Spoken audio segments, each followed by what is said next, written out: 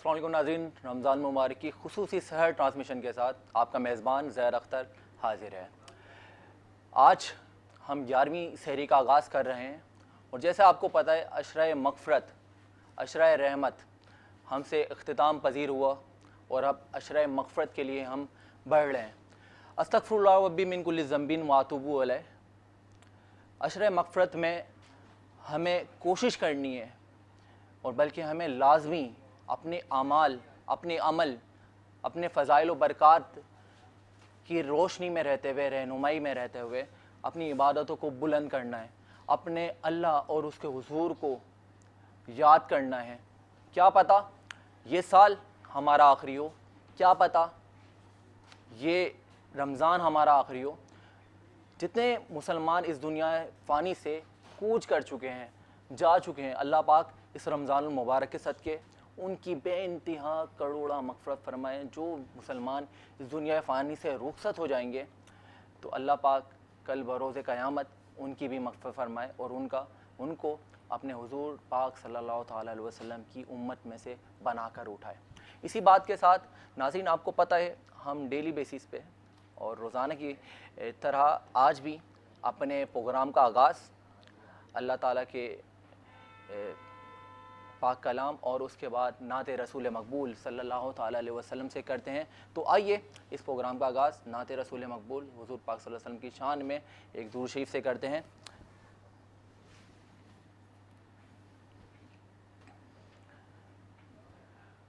अल्लाहुम्मा सल्लि अला सय्यदिना व मौलाना मुहम्मदिन। अल्लाहुम्मा सल्लि अला सय्यदिना व मौलाना मुहम्मदिन। अल्लाहुम्मा सल्लि अला सय्यदिना व मौलाना मुहम्मद वाला आलिही व सहबिही व बारिक वसल्लिम। अल्लाहुम्मा सल्लि अला सय्यदिना व मौलाना मुहम्मदिन। हमको अपनी तलब से सिवा चाहिए, आप जैसे हैं वैसे अता चाहिए। क्यों कहूँ ये अता तो अता चाहिए, उनको मालूम है हमको क्या चाहिए, उनको मालूम है हमको क्या चाहिए। कौन देता है देने को मुँह चाहिए, कौन देता है देने को मुँह चाहिए। देने वाला है सच हमारा नबी। अल्लाहुम्मा सल्लि अला सय्यदिना व मौलाना मुहम्मदिन।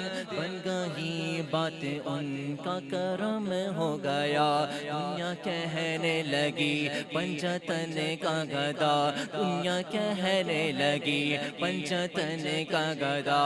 इस घराने का जब से मैं नौकर हुआ, इस घराने का जब से मैं नौकर हुआ, सबसे अच्छी मेरी नौकरी हो गई।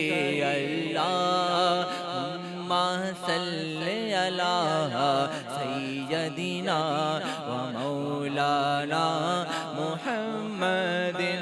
बन गई बात उनका करम हो गया, दुनिया कहने लगी पंचतन का गदा।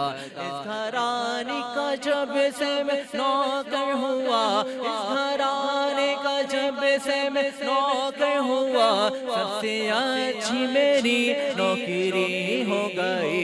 अल्लाहुम्मा सल्लि अला सय्यदिना व मौलाना मुहम्मदिन। सबसे औला हुआ ला हमारा नबी, सबसे बाला हुआ ला हमारा नबी। अपने मौला का प्यारा हमारा नबी। नबी, दोनों आलम का दूल्हा हमारा नबी, दोनों आलम का दूल्हा हमारा नबी। खल्क से औलिया, औलिया से रसूल, खल्क से औलिया, औलिया से रसूल, और रसूलों से आला हमारा नबी। अल्लाहुम्मा सल्ली अला सय्यदिना व मौलाना मुहम्मदिन। मुख चंगे बदर शाशानिये, मुख चंग तिलक नूरानिये, काली जुल्फ तयक मस्तानिये, मत मोर अकी है नमत बढ़िया, उस सूरत नो मैं जाना खा, जाना के तजा जहाना खा, सचिया का तेरा बेदी में शाना खा, जिस शान तो शाना सब बढ़िया। अल्लाहुम्मा सल्ली अला सय्यदिना व मौलाना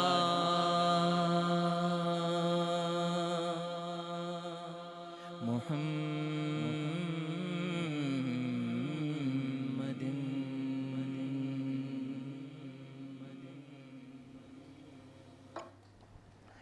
जी नाज़रीन, अल्लाह ताला के कलाम के बाद उसके हबीब की शान बयान करते हुए हमने बात आगे करते हैं।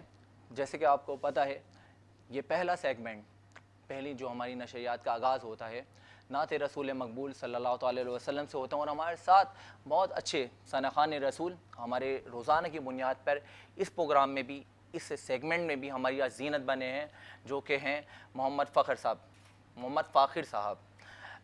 जी, उनसे भी नात सुनेंगे। और ये मैं बताता चलूँ, आज बहुत अच्छी हमारे साथ शख्सियात, दो अहम शख्सियात मौजूद हैं, लेकिन उनका तारुफ़ मैं मोहम्मद फ़ाखिर कादरी की नात के बाद कराऊंगा, और उनके साथ भी बहुत अच्छी से हमारे साथ गुफ्तगू जारी रहेगी और बड़े मज़े की हम बातें करेंगे, और उनका इंट्रोडक्शन बहुत अच्छा है तो बिल्कुल हम करेंगे। लेकिन उससे पहले एक मुख्तसर सा कलाम मोहम्मद फ़ाखिर कादरी साहब।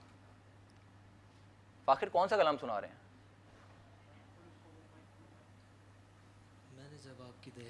मैंने जब आपकी दहलीज़ पे माथा चूमा, सुभान अल्लाह, इरशाद।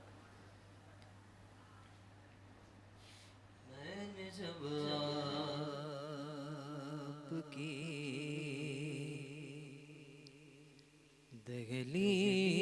दहलीज़ को आका चूमा, मैंने जब आपकी दहलीज़ को आका चूमा, यूं लगा आपने जैसे मेरा माथा चूमा, यूं लगा आपने जैसे मेरा माथा चूमा।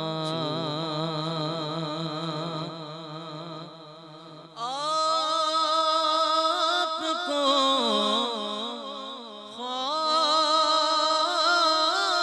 में देखा तो मुक़द्दर जागे,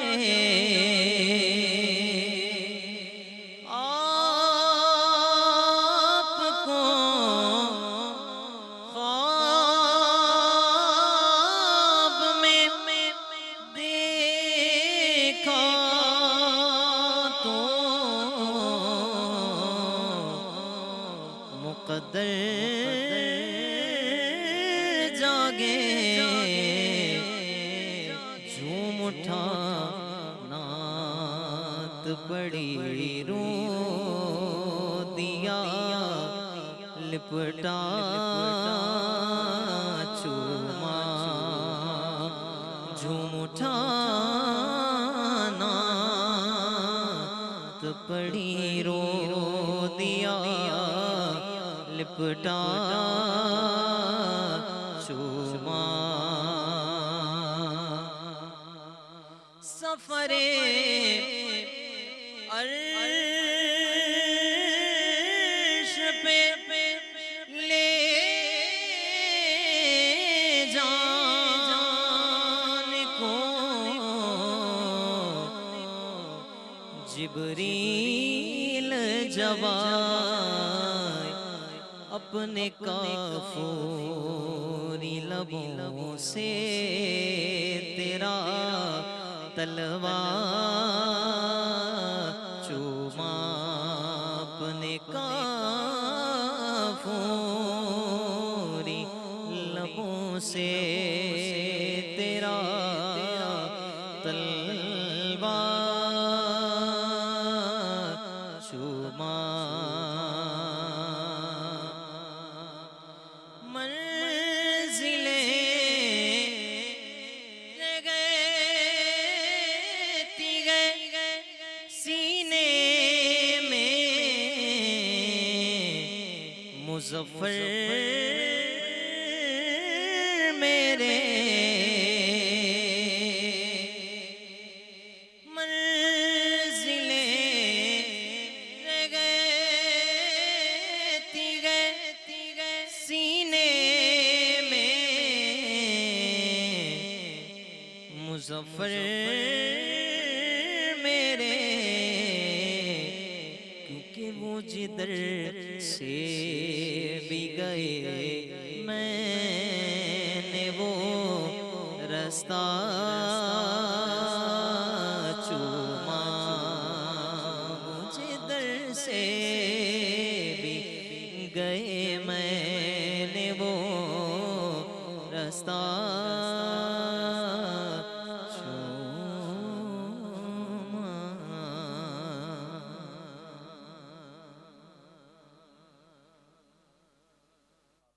आपका मोहम्मद फ़ाखिर कादरी साहब, और अल्लाह पाक इस कलाम के सदक़े में आपकी हाज़िरी अगले साल सरकार की बारगाह में लिख दे, यही एक इल्तिजा और दुआ है।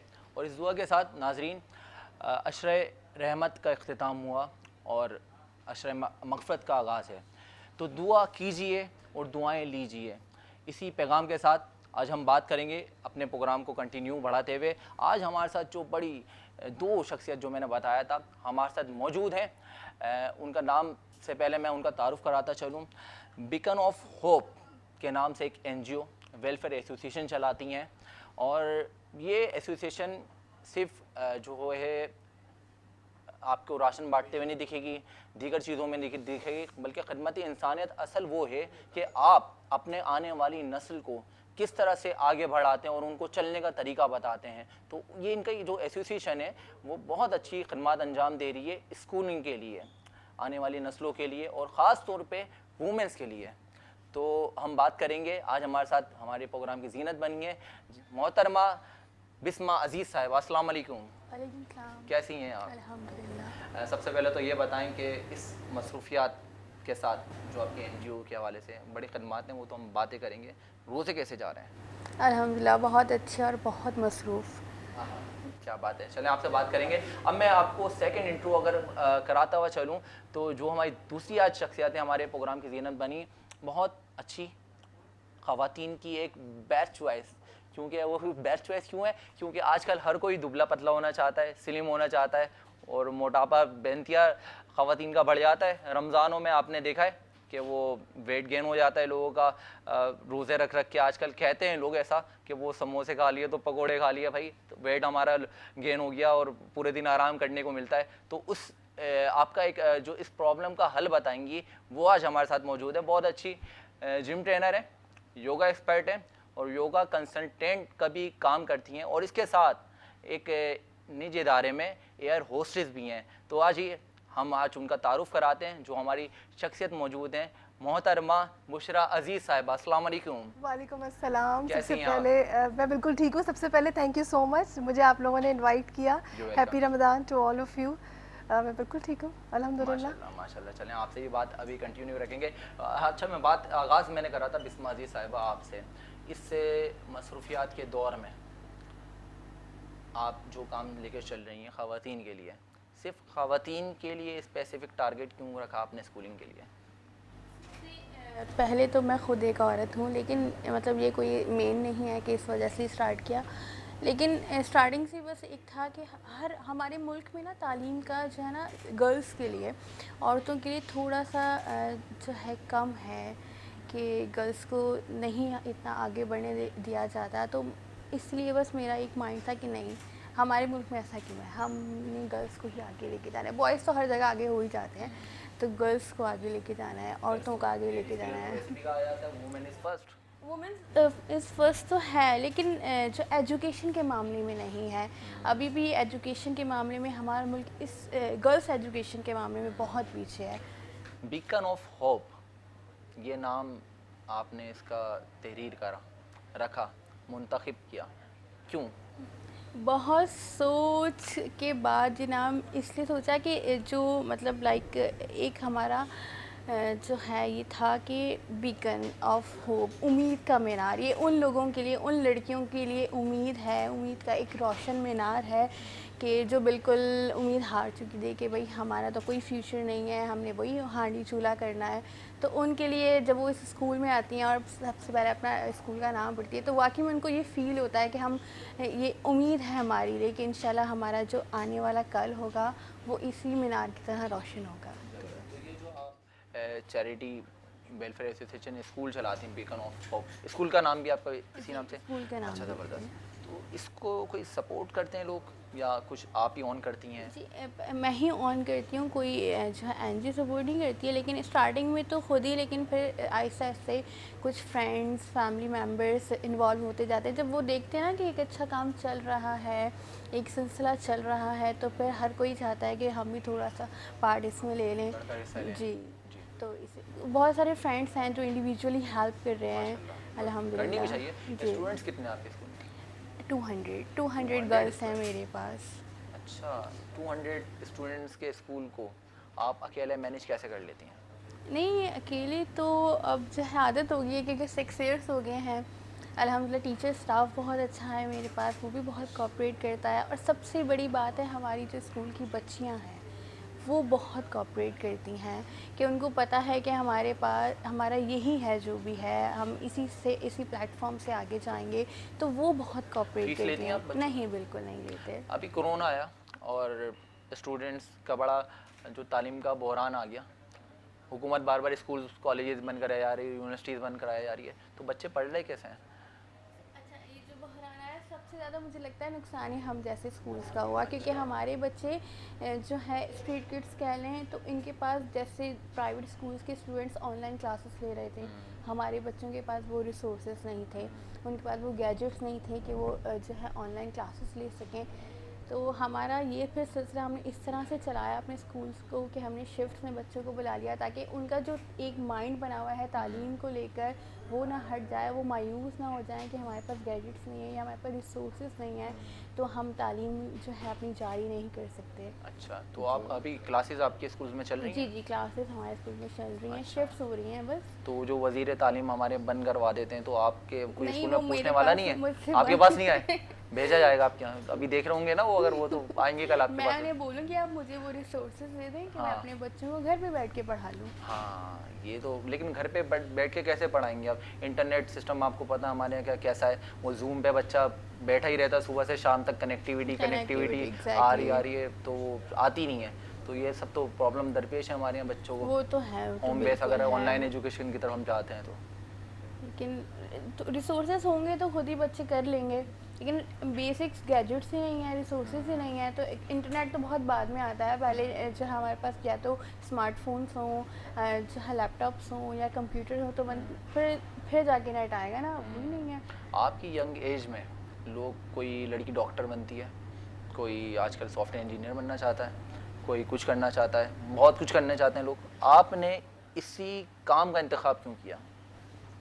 असल में जो है ना, मैं खुद एक सिंधी फैमिली से बिलोंग करती हूँ, तो हमारे में भी गर्ल्स सिंधी? एजुकेशन। जी तुम नालो छा है? जी जी तो गर्ल्स एजुकेशन का हमारी फैमिली में ही है कि नहीं, लड़कियों ने क्या करना है पढ़ के, तो बस मैंने कहा नहीं, अब पढ़ाना है तो लड़कियों को ही पढ़ाना है, करके दिखाना है। डॉक्टर्स जो है, इंजीनियर से सब बन जाएंगे ना, मैंने इन बच्चियों को बना लेना है डॉक्टर और इंजीनियर। माशाल्लाह माशाल्लाह, क्या आपका बहुत अच्छा ड्रीम है।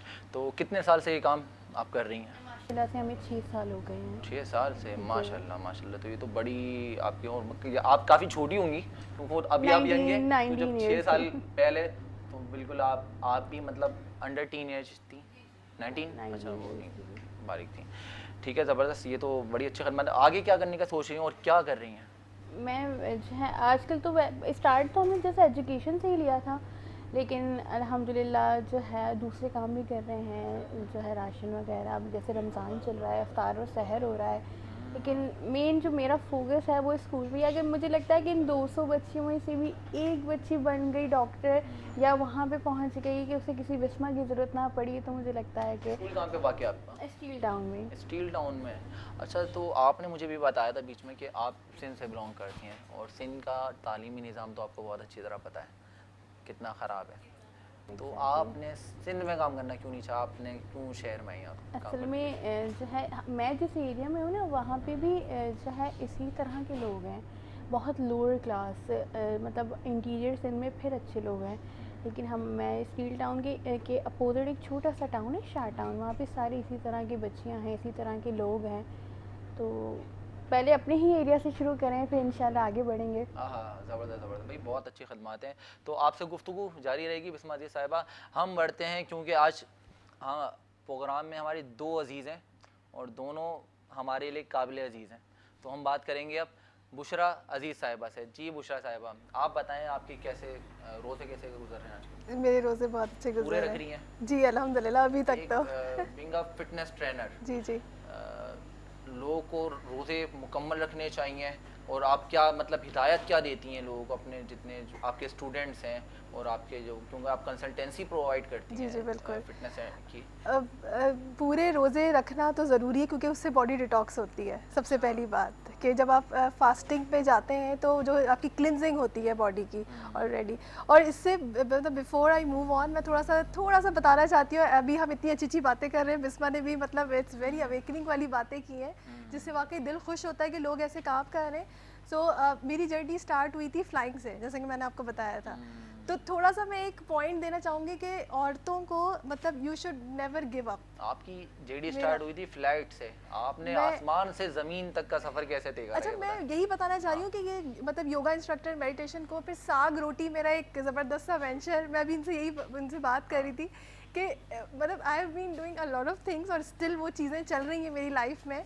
सो 19 साल की उम्र में या 18 साल की उम्र में मैंने फ्लाइंग शुरू करी थी क्योंकि ऑनेस्टली मतलब मैं बिलोंग करती हूँ मिडिल क्लास फैमिली से, तो ज़रूरत थी। फादर की डेथ हो गई थी जब मैं बिल्कुल 1 साल की थी। तो जहाँ से मैंने स्टार्ट किया ना कि you should never give up, एक स्पेशली एक औरत के लिए। तो भाई भी नहीं था तो मुझे अपनी फैमिली को सपोर्ट करना था। सो आई स्टार्टेड फ्लाइंग। उसके बाद फिर एक सऊदी एयरलाइंस में मेरा हो गया selection, then I started flying over there. उसके बाद फिर बीच में आपको नहीं कॉलिंग सी आती है कि यार मतलब फ्लाइंग तो कर रही हूँ लेकिन साथ में I have to do something, मतलब कुछ डिफरेंट भी करना है। तो फिर योगा जर्नी और मेडिटेशन जर्नी शुरू हुई, लोगों को फिट रखना कि मतलब सेहतमंद रहे लोग, थोड़ी सी अवेयरनेस देनी चाहिए। अलॉन्ग द वे कोविड आ गया, फ्लाइंग स्टॉप हो गई। तो आई स्टार्टेड के साग रोटी एक प्लेटफॉर्म है। मैं ज़रूर अपने जो मेरे फाउंडर हैं जिन्होंने इसको पैदा किया था साग रोटी को, उनको मैं ज़रूर थैंक्स कहना चाहूँगी कि उनको लगा कि मैं ये भी कर सकती हूँ। आपके जो फाउंडर हैं वो जो योगा ट्रेनिंग के वाले से? साग रोटी जो एक अलग मेरा प्लेटफॉर्म, मेरा यूट्यूब चैनल है। अच्छा, साग रोटी के जी, नाम साग रोटी के नाम खाने से बनाती हैं आप? उसमें एग्जैक्टली हमने इसी तरह से हमने एक्चुअली साग रोटी हमने जो स्टार्ट किया था ये सोच के स्टार्ट किया था जो घर की जो ख़वातीन है हम उनको एक पोर्टल, एक प्लेटफॉर्म प्रोवाइड करेंगे। बिकॉज उनके पास पैसे नहीं होते या उनके पास वो मीडिया की चीज़ें नहीं होती हैं कि वो अपने आप को, या वो शाय होती हैं। तो हमने कहा था वो हमारे प्लेटफॉर्म में आके हम उनके मेन्यूज़ को मतलब मार्केटिंग करेंगे। इस तरह से साग रोटी जो है ना मतलब उसका एक वो हुआ था। तो और फिर क्रिएट हुआ था। जी जी एग्जैक्टली। एयर होस्टेस होने के साथ साथ आप फिटनेस, क्योंकि एक फुल टाइम जॉब है, जी जी, तो ये फिटनेस को कैसे टाइम दे देती हैं आप? मतलब ऑनेस्टली मतलब ये मेरा पैशन था, योगा और मेडिटेशन। तो ये एज अ पैशन स्टार्ट किया। तो पहले तो अपनी फ्रेंड्स से स्टार्ट किया, सारी फ्रेंड्स कि अच्छा भाई तुमने सीख लिया है। मैंने जो योगी वजाहत साहब हैं उनसे टीचर्स ट्रेनिंग ली है योगा की। काफ़ी नामवर नाम है हाँ, पाकिस्तान जानता का। हूँ, मैं जानता हूँ, जी, बड़े नाम। तो बस वो एक ऐसा स्टार्ट हुआ था कि अपनी जो है उस तरह की जर्नी के बस एक पैशन। उसके बाद फिर फ्रेंड्स और फिर लोग आना शुरू हो गए कि अच्छा भाई तुम बहुत अच्छा सिखा रही हो। अच्छा। तो ये इस तरह से स्टार्ट हुआ तो था। आप क्या योगा स्पेशलिस्ट हैं, कंसल्टेंसी देते हैं? और अच्छा ये बताएं, योगा जुम्बा जी, ये जी। सारी डिफरेंट काइंड्स हैं जुम्बा एग्जैक्टली। फिटनेस की? योगा एक्चुअली योगा का जब हम नाम लेते हैं तो लोगों को लगता है कि it's all about physical, but it's not all about physical, it's all about mind body and spirit. मतलब वो आपको सोल से आपका स्टार्ट होता है एक्चुअली। हर पोस्चर में योगा के देयर इज़ समथिंग हिडन, मतलब जो आपको स्पिरिचुअली भी आपको मैं कहती हूँ कि जो है ना एक अवेकनिंग देता है। तो हर पोस्चर में आपके लिए बड़े बेनिफिट्स हैं, बीमारियां के मतलब उसके वो है सोल्यूशंस हैं काफ़ी सारे। अच्छा, तो ये योगा और ये जुम्बा और जी, ये जी। फिटनेस की अगर बात होती है तो ये सिर्फ जो हेल्दी लोग हैं जी जी उनके लिए ज़रूरी है, या फिर नॉर्मल जैसे आप माशाल्लाह काफ़ी फिजिकल फिट दिख रही हैं दोनों खातून, तो आप लोगों के लिए भी ज़रूरी है? योगा तो अच्छा, मुझे ये लगता तमाम है खवातीन के लिए मैसेज है? खवातीन हो मर्द हजरात हो ज़रूरत होती है। अच्छा, योगा बिल्कुल। की? और मुझे लगता है सबको करना ही चाहिए, चाहे वो मर्द हजरात हो या खवातीन हो। अच्छा। सो योगा इज़ फॉर ऑल, बच्चों के लिए, सबके लिए। ज़बरदस्त। तो इसके अलावा मुझे वो बताएं कि आपने जुम्बा की ये बात होती है आजकल, वो जी, जो जी। बड़ा चल रहा है जुम्बा वर्कआउट, बिल्कुल ऐसे ही तो है। वो किस काइंड ऑफ अच्छा, जुम्बा में मैंने इतना, वैसे मैं नहीं हूँ इतना, मैं योगा ही पे ज़्यादा मेरा फोकस रहा है। लेकिन Zumba it's like more fast. उसमें ये कि अगर आपको वेट कम करना है, लेकिन उसमें भी आपको ये नहीं करना है कि आपने 1 महीना बिल्कुल जो है ना जुम्बा करना शुरू कर दिया और उसके बाद फिर आप भूल ही गए। सो मतलब फिजिकल आपको ऑन एंड ऑफ जो है आपको करते रहना है। अच्छा। सो ये नहीं है कि आप अच्छा, छोड़ तो दें फिर। एक इस ट्रेंड के बाद फिटनेस, जी। योगा, जी जुम्बा, फिर एक नाम आता है डांस वर्कआउट। जी तो जी खवातीन का आजकल रुझान वो भी बड़ा है डांस बिल्कुल। वर्कआउट की तरफ। बिल्कुल। वैसे तो तो आप मैं वो भी ये करवाती हैं? मैं ये सारे वर्कआउट्स नहीं करवाती हूँ। वैसे तो मैं ये कहती हूँ व्हाट एवर यू लव, जो आपको लगता है कि यार ये मैं कर सकती हूँ या ये मैं कर सकता हूँ, तो आप ज़रूर करें।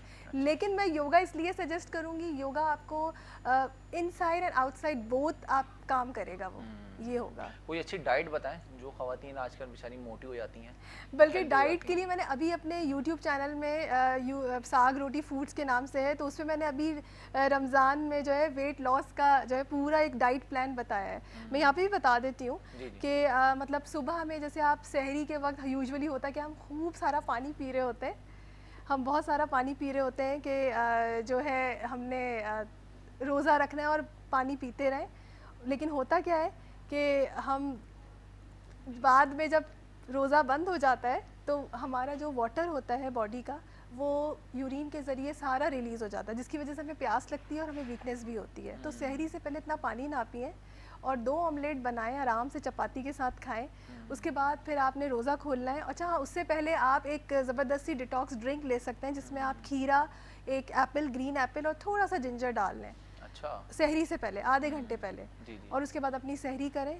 और उसके बाद जी आप अफ्तार में जो है एक तरबूज थोड़ा सा ले लें, थोड़े से उसके पीसेस ले लें, उसी तरह एप्पल ले लें, थोड़ा सा उसमें भी जिंजर डाल दें, उसमें आप एक अमरूद भी ले सकते हैं। एक थोड़ा अच्छा थोड़ा सा करके ना आपने सारी चीजें गिनवा दी हैं अभी। एग्जैक्टली हाँ, यही बचेगा पॉइंट कुछ है भी नहीं थोड़ी देर कि बाद। आपने खजूर खा के ना अगर वो जूस पी लिया तो आपको वो पकौड़े और ये सब की ज़रूरत भी नहीं पड़ेगी। बट अच्छा। Still you can have 1 pakora. चलें, ये पकोड़े और समोसे और तरबूजों वाली बातें तो हम जारी रखेंगे नाज़रीन, और हमारे साथ दोनों गेस्ट हमारी मौजूद रहेंगी, लेकिन इनसे बात करेंगे, मज़ीद इनसे गुफ्तगू जारी रहेगी। लेकिन मिलते हैं एक छोटे से वक्फे के बाद।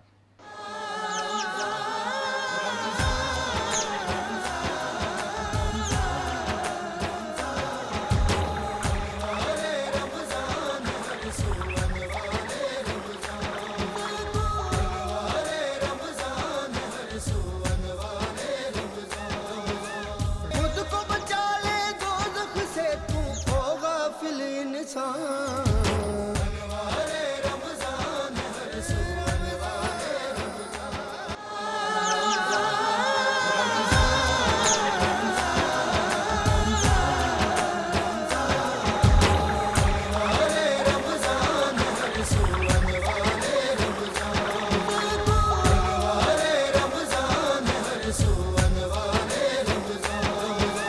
खुद को बचा ले दोज़ख से, तू हो गाफिल इंसान।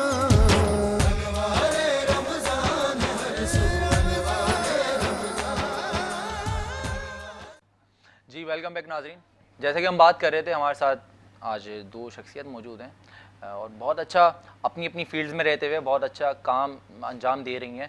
तो अब मज़ीद गुफ्तगू मैं करना चाहूँगा। हमारे साथ जो मौजूद हैं एनजीओ के हवाले से बहुत अच्छा काम कर रही हैं, बीकन ऑफ होप स्कूल चला रही हैं। बिस्मा साहिबा, आपसे बात फिर से कंटिन्यू करते हैं। तो अच्छा ये बताएं कि मौजूदा सूरत हाल में लॉकडाउन है और बड़े लोग फाइनेंशियल क्राइसिस में भी हैं, सब चीज़ें प्रॉब्लम्स चल रही हैं, तो आपका एजुकेशन का तो एक फैक्टर था, एक सेक्टर आप इसको लेकर आगे चल रही थी, लेकिन इसके साथ साथ बड़ी एनजीओज़ ने राशन डिस्ट्रीब्यूट करे और वो गिफ्टिंग्स, तो ये फाइनेंशियल लोगों की सपोर्ट करी, तो आपने कुछ इस तरह की खदमात अंजाम दी हैं? बीच है, पहले सबसे पहले तो आपको पता है ना स्कूल है, तो हमने उन्हीं के, क्योंकि हमें पता है कि हमारे जो स्कूल के पेरेंट्स हैं वो ही सबसे ज़्यादा जो है मुस्तहिक हैं हमारी नज़र में। तो हमने अल्हम्दुलिल्लाह उनको लॉकडाउन में भी, अभी रमज़ान में भी, जितने भी पेरेंट्स हैं, जितनी भी फैमिलीज़ हैं, सबको राशन प्रोवाइड किया। इंशाल्लाह हम उनको ईद ही जो है, ईद पे बच्चों के कपड़े होते हैं, वो बहुत सारी चीज़ें होती हैं बच्चों की, उनको तो नहीं पता कि लॉकडाउन है या क्या है, रिसोर्सेज हैं, यानी बच्चों के लिए तो ईद होती है ना, तो अल्हम्दुलिल्लाह उनके लिए बहुत किया। उसके अलावा भी बहुत सारे ऐसे मुस्तहिक लोग हैं जिनको हमें लगता था कि ज़रूरत है, तो हमने उनको राशन दिया है। इंशाल्लाह ईद पे बहुत सारा ईद का सामान देंगे, ईद का राशन भी जाएगा इंशाल्लाह। तो एक तो ये राशन ड्राइव, क्लोथ ड्राइव, गिफ्टिंग्स और इसके अलावा एजुकेशन पे जो आप काम कर रही हैं और करते रहेंगी, अल्लाह ताला कराते रहे। आपने स्टार्टिंग में एक बात करी थी मुझसे कि मैंने खुद मतलब इसमें एक कदम रखा और ये वो थे ना, अकेले चला था मंजिल कामिल की ओर, लोग मिलते गए और कारवां बढ़ता गया। तो आपने खुद इसको, मतलब फाइनेंस की ज़रूरत होती है, बड़ी चीज़ों की हमें ज़रूरत पड़ती है इस तरह के इदारों को चलाने में, तो आपने किस तरह से इसको सपोर्ट करो, खुद क्या करती हैं आप? खुद स्टार्टिंग में तो मैं एचआर मैनेजर थी, अच्छा, एक टेक्सटाइल फर्म में जब मैंने स्टार्ट किया था। तो जो है मैंने भी, ऐसे तो नहीं हो जाता है फाइनेंस, अचानक से तो कोई नहीं देता है, तो पहले खुद ही मेहनत करनी पड़ती है। तो अपनी सैलरी से जो है चलाया इसको, एक्सपेंस क्लियर किए, थोड़ा जो है बचत कर करके चलना वैसे किया। लेकिन जो है फिर ये जो लास्ट ईयर था लॉकडाउन कोविड की वजह से अनफॉर्चुनेटली जॉब चली गई, तो तब बहुत अच्छा आप भी मुतासर हुई हैं जॉब? जी बिल्कुल, मैं भी मुतासर, मेरी पूरी फर्म जो है मुतासर हुई है। बहुत सारे लोग थे जो मतलब मैं तो स्कूल चला रही हूँ, कुछ लोग ऐसे थे जो अपना घर चला रहे थे, बिल्कुल ऐसे ही, जी बहुत सारे ऐसे थे, लेकिन मैं भी मुतासर हुई। हज़ारों घर मुतासर हो गए, जी जी, हज़ारों लोग बेरोजगार हो गए, तो उनमें से मैं भी एक थी। अच्छा अच्छा अच्छा, तो कोविड मैंने भी फिर कैसे मैनेज किया? तो ये है कि मैं आपको बताया ना कि जो है बहुत सारे फ्रेंड्स थे कि अल्लाह का बहुत शुक्र है कि उन्होंने उस जो है हालात में हमारा साथ नहीं छोड़ा है। मतलब सिर्फ स्कूल के जो एक्सपेंस हैं उनको बेयर नहीं किया, बल्कि हमारी जो स्कूल की फैमिलीज थी उनको भी बहुत सपोर्ट किया। तो बस ये है कि अल्लाह ताला कहीं ना कहीं से रास्ते बना ही देते हैं। जाहिर बात है, वो बेशक ये वो रब की ज़ात जो है गफूर और रहीम है, रहम आप करता है एक वो काम अपनी कर उम्मत रहे में। हैं तो बस अल्लाह बोलता है तू बस हिम्मत करे जा और कदम बढ़ाए जा, अपना काम तू फुलफिल कर, फिर मेरा काम है तुझे नवाजना। सही बात है। तो ये तो बात बड़ी अच्छी है। अच्छा जी, अब हम बात करेंगे जो हमारे साथ बुशरा अजीज़ साहिबा, fitness trainer, yoga trainer, consultant, ये अच्छा तो एक जो जिस तरह से आप हैं, आपको तो देख के लगता भी है कि आप कोई फिटनेस ट्रेनर हैं, आपकी जो फिज़िकल फिटनेस नुमायाँ हो रही है, लेकिन आजकल वो मैंने देखा है कि आजकल फिटनेस ट्रेनर्स बड़े थोड़े हेल्दी भी होते हैं, ख़वातीन या जेंट्स, तो वो किस तरह से उसको चीज़ को लेकर, क्योंकि एक टीचर है तो उसकी एक पर्सनैलिटी बता देती है, डॉक्टर है तो उसकी पर्सनैलिटी बता देती है, जैसे आप फिटनेस ट्रेनर हैं तो आपकी पर्सनैलिटी बता देती है। तो ये ऐसे मोटे ट्रेनर हो जाते हैं, वो खुद इतने हेल्दी होते हैं, तो उनको देखकर कैसे उनके वो जो स्टूडेंट्स हैं उनसे अट्रैक्ट होते होंगे? देखिए, ये तो एक पॉइंट की बात है कि अगर आप फिटनेस ट्रेनर हैं तो यू शुड बी मतलब स्मार्ट ना, आपको, क्योंकि आप उनको मोटिवेट कर सकते हैं, बट स्टिल कहते हैं ना कि दिल तो सभी का है और आपको हिम्मत नहीं हारनी चाहिए, तो व्हाई नॉट। आप यकीन करें कि योगा में काफ़ी सारे ऐसे ट्रेनर्स हैं जो मतलब काफ़ी हेल्दी हैं, बट स्टिल मुझे लगता है कि व्हाई नॉट, आप आगे बढ़ें और आगे बढ़कर आपका जो दिल चाहे, what ever you love you should do it actually. तो अभी किसी आप होम बेस्ड क्लासेस देती हैं आप या ऑनलाइन आप क्लासेस देती हैं? या किसी इदारे से मुंसलिक हैं? नहीं, अभी मैं किसी, क्योंकि मैंने आपको बताया ना, ये मैंने एज अ पैशन फ्लाइंग के साथ स्टार्ट किया था, लेकिन जिस तरह से हम बात कर रहे हैं कि कोविड से हर कोई मुतासिर हुआ, तो वो भी मैं भी हुई मुतासिर, क्योंकि एकदम फ्लाइंग स्टॉप हो गई, तो सारे जिम सब कुछ बंद हो गए। तो मैं ऑनलाइन ही देती थी पहले भी, क्योंकि फ़्लाइंग में मुझे टाइम नहीं मिलता था। तो एक बात मैं करना चाहूँगी जो मुझे लगता है कि शायद लोगों के दिल को छू जाए, कि कभी कभी हमारे गोल्स होते हैं, है ना। जैसे कि मैंने जब योगा मेडिटेशन सीखा था, तो मैं चाह रही थी उसमें अपना कैरियर बनाऊँ। ऑफ कोर्स वो अलोंग द वे कोविड आ गया, तो बीच में थोड़ा सा मसला आया, हम स्टॉप हो गई मैं। बट लाइफ आपको ना प्रेजेंट मोमेंट में ना बताती है कि आपके आगे क्या आ रहा है। हमारे गोल्स होते हैं, हमारे डिज़ायर्स होती हैं, लेकिन आपके सामने कभी कभी कुछ चीज़ें आती हैं, और आप अगर उसको एक्सेप्ट कर लेते हैं, तो मुझे लगता है कि शायद अल्लाह ताला आपको बता रहा होता है कि आप यहाँ पे भी जाके देखें। फिर मैं अगेन साग रोटी की बात करूँगी कि साग रोटी का आपने बताया था, वहाँ से आपने काफ़ी उसमें वर्किंग करी हुई है, यूट्यूब चैनल है आपका। जी बिल्कुल। तो मतलब क्या कुछ कर रही हैं इसको पता है मेरे दिल से करीब है एक्चुअली। मैं यही बताना चाह रही, मेरा बिल्कुल पैशन नहीं था कुकिंग और ये सारी चीज़ें, और इसमें इस तरह वाला मैंने नहीं सोचा था। लेकिन जब कहते हैं ना कि वो आपकी लाइफ में अलोंग द वे वो चीज़ मेरे सामने अल्लाह ताला ने रखी, और मुझे लगा था ये तो मैं नहीं करना चाहती थी कभी भी, लेकिन जब आया तो अल्हम्दुलिल्लाह उसमें मुझे सक्सेस मिली, और लोगों से कनेक्ट हुई मैं काफ़ी सारे। और फिर हमारा मतलब यही एक मोटिव है कि जैसे जैसे साग रोटी में जैसे यूट्यूब चैनल है मेरा, तो हम आगे चल के उसमें से जो भी अर्निंग है, हम उसका कुछ हिस्सा मतलब कुछ ऐसे लोगों को देना चाहते हैं जो मतलब ज़रूरतमंद है। तो ये दिमाग में रख के स्टार्ट किया था हमने साग रोटी। हम उन ख़वातीन की हेल्प करेंगे जिनके पास अपॉर्चुनिटीज़ नहीं हैं। तो बस ये तो मैं यही कहना चाहूँगी कि ज़रूरी नहीं है कि जो आप सोचते हैं ज़रूर अपना गोल सेट करें, अपनी जो है वो ज़रूर सेट करें, बट आपके लाइफ में जो भी अल्लाह ताला जो दे रहा है देन एंड देयर, उसको भी ज़रूर एक्नॉलेज करें। ज़रूर इसको रिकॉग्नाइज करना चाहिए। अच्छा बुशरा, अपने देखने वाले, पसंद करने वाले आपके नाज़रीन को कोई मैसेज देना चाहेंगी? मैं अपने नाज़रीन को यही मैसेज देना चाहूँगी कि life is beautiful. Yes, life में जो है ना अप्स एंड डाउन्स आते हैं, तो आपको लेकिन ना फेथ अल्लाह पे मतलब पक्का रखना चाहिए, क्योंकि मेरी जर्नी में बड़े अप्स एंड डाउन्स आए हैं। मैंने बड़ा स्ट्रगल किया है, मतलब घर को सपोर्ट करती रही, लेकिन हिम्मत नहीं हारनी चाहिए। So never ever give up. बहुत अच्छा मैसेज था। अच्छा बिस्मा अजीज़ साहिबा, आपके साथ आएंगे, आप अपने देखने वाले और चाहने वाले नाजरीन को कोई मैसेज देना चाहेंगी? यही कहना चाहूँगी कि जो इंसान है वो अगर ये समझ ले कि अल्लाह ताला ने हमें इस दुनिया में क्यों भेजा है, हमारा क्या मकसद, वो कहते हैं ना दर्द दिल के वास्ते पैदा किया इंसान को, बस अगर इंसान यही समझ ले, एक दूसरे का दर्द महसूस कर ले। ये दर्द दिल की बात तो वो हमारी आजकल मोहब्बत की शायरियों में कही जाती है। चलें, आप कह सकते हैं। तो हक़ुक़ुल इबाद का बहुत ख्याल रखें। जब बहुत सारे ऐसे लोग हैं जिनको आपकी ज़रूरत है, आपकी जो है मदद की ज़रूरत है। बहुत अच्छा मैसेज था। नाज़रीन, फ़ी ज़माना आपको पता है अभी माहौल बेइंतहा दुश्वारी का है, परेशानियां हैं, आजमाइश हैं, सब्र इस्तकामत के साथ लोग अपनी ज़िंदगी को गुजार रहे हैं। तो इसी आजमाइश के दौर में रहते हुए हमारे साथ डेली हम काविशें देखते हैं। एक हमारे साथ NGO मौजूद होती है, उसी काविशों को देखते हैं। आइए बात करते हैं राहिने की। अस्सलाम वालेकुम नाज़रीन, मैं आपका मेज़बान अहमद अरसलान आपकी खिदमत में हाजिर है और आप देख रहे हैं सहरी ट्रांसमिशन अनवान रमज़ान। यकीनन आपको हमारी सहरी ट्रांसमिशन बहुत पसंद आ रही होगी। हमारी सहरी ट्रांसमिशन में एक सेगमेंट है जिसका नाम है राही नेकी।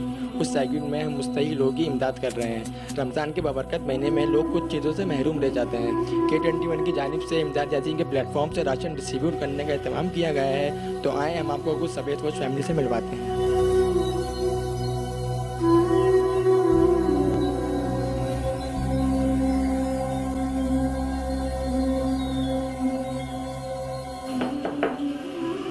अस्सलाम वालेकुम।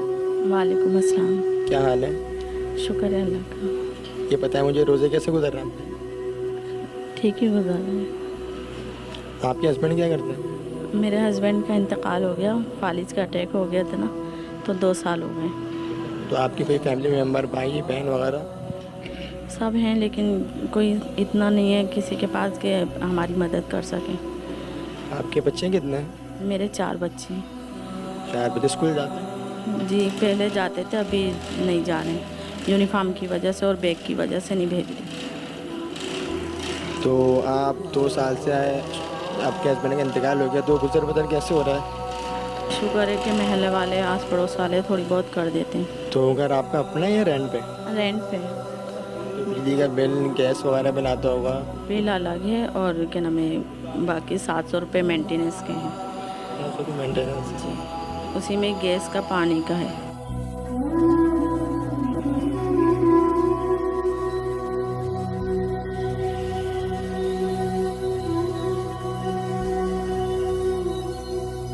तो नाज़रीन, K21 की जानिब से हमने इमदाद अज़ीम की तरफ से कुछ राशन डिस्ट्रीब्यूट किया है, तो वो हम इनको देना चाहते हैं। बहुत बहुत शुक्रिया आपका। और क्या नाम है, काफ़ी NGO की तरफ से राशन गरीबों में बढ़ता है, उनको अल्लाह पाक बहुत दे। और क्या नाम है, मेरी तरफ से बहुत बहुत शुक्रिया सबको जो आपके साथ काम करते हैं, सबको।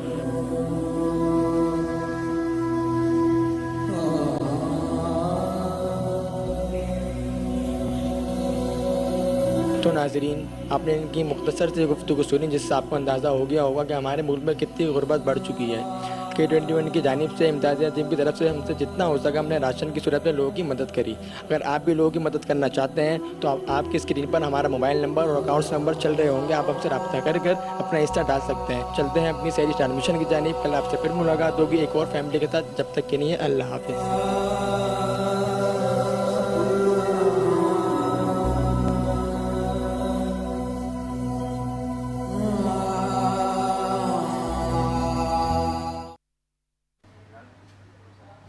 जी नाज़रीन, जैसे कि आपने देखी इमदाद अज़ीम की काविशें और बढ़ती हुई परेशानियाँ और दुश्वारी का जिसमें लोग शिकार हैं, इसमें जो NGOs काम कर रही हैं, अल्लाह पाक उनको और मज़ीद इस तरह से लोगों के काम आने की तौफ़ीक अता फ़रमाए। इसी NGO की एक मेंबर हैं, रहनुमा हैं, जो इसके बारे में आपको बाकायदा रहनुमाई करेंगी। अस्सलाम वालेकुम नाज़रीन, मैं आपकी मेज़बान हादिया। जैसे कि आप देख रहे हैं, सहरी ट्रांसमिशन अनवार रमज़ान, मग़फ़िरत का दूसरा अशरा शुरू हो गया है रमज़ान का। 11वीं सहरी आप सबको बहुत बहुत मुबारक हो। जैसे कि राह नेकी में आपने हमारा छोटा सा सेगमेंट है सहरी ट्रांसमिशन में, आपने देखा कि इमदाद अज़ीम ऑर्गेनाइजेशन किस तरह से लोगों की मदद कर रहा है। लोग बहुत परेशान हैं, गुर्बत का शिकार हैं, महंगाई का दौर है। तो आप लोग आगे बढ़ें। जिस तरह हम इन सब का साथ दे रहे हैं, हमें आपके साथ की ज़रूरत है।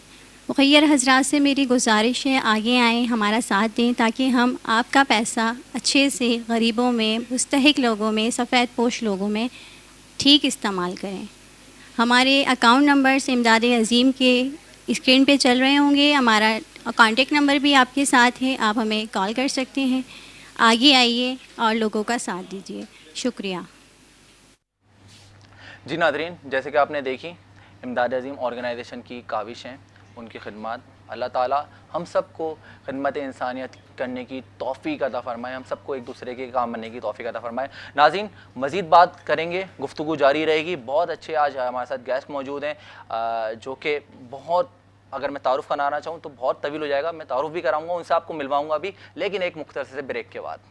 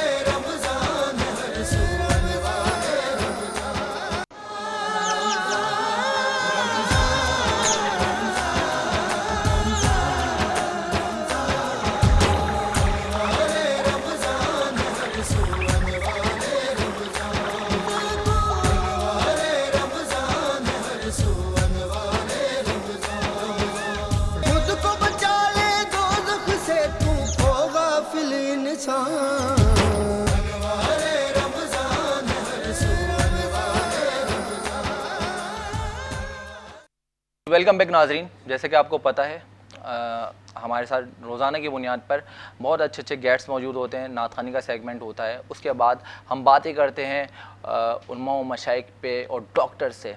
लेकिन आज उसी हवाले से हमने बड़ी अच्छी हमने कुछ चीज़ें चेंज करी अपने प्रोग्राम में ना। हमने फिटनेस सेंटर फिटनेस ट्रेनर से हमने बात करी, योगा एक्सपर्ट से बात करी, उन्होंने आपको आपके मसाइल का हल बताया होगा। अब हम जिनसे बात करेंगे जो हमारे प्रोग्राम की आज जीनत बने, तो वो बहुत अच्छी शख्सियात हैं, 2 अहम शख्सियात हैं जिनसे आपको मैं मिलाने लगा हूँ। लेकिन उससे पहले आज मैं बात करूंगा जो कि हमारे इनडायरेक्टली मीडिया पार्टनर्स होते हैं और डेली बेसिस पे हमें गिफ्टिंग्स दे रहे होते हैं और हमें सपोर्ट कर रहे होते हैं। पहला नाम अगर मैं बताता चलूँ तो इमदाद अज़ीम ऑर्गेनाइजेशन इस प्रोग्राम को रिप्रेजेंट कर रही है।